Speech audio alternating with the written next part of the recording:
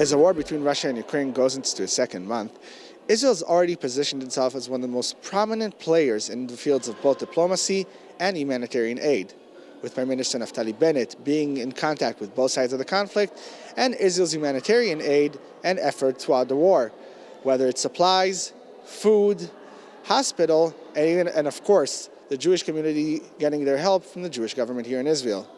And in order to celebrate this important relationship, the Diaspora Affairs Ministry has decided to celebrate this week, Diaspora Week, is the first time ever commending the relationship between Israel and the Jewish diaspora.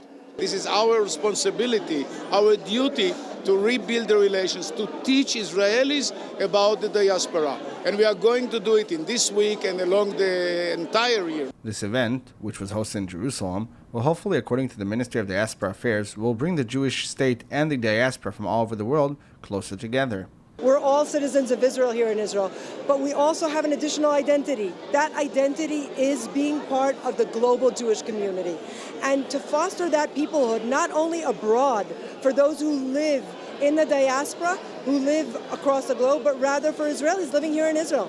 The ceremony was hosted by Israeli actress and activist Noat Ishbi, who was also announced to become Israel's special envoy on anti-Semitism, along with famous Israeli singers and Jewish singers from all over the world.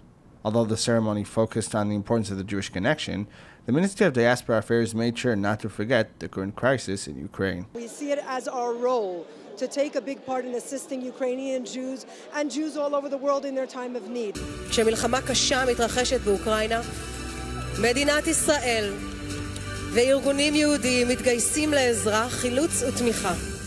מדינת ישראל תמיד תהיה הבית של היהודים באשר הם. And in addition, the ceremony brought the different voices from the Jewish community in Ukraine, along with people from the borders, showing the importance of the Jewish connection in the wake of disaster. All the while, the ministry posted a report showing a rise in tensions between Israel and the diaspora Jewish community, and how the ministry is working hard on fixing the rift.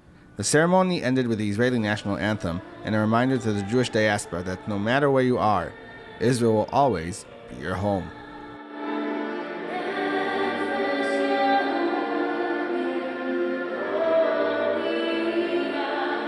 ILTV Plus, your news from Israel and more 24/7. Start your free trial today.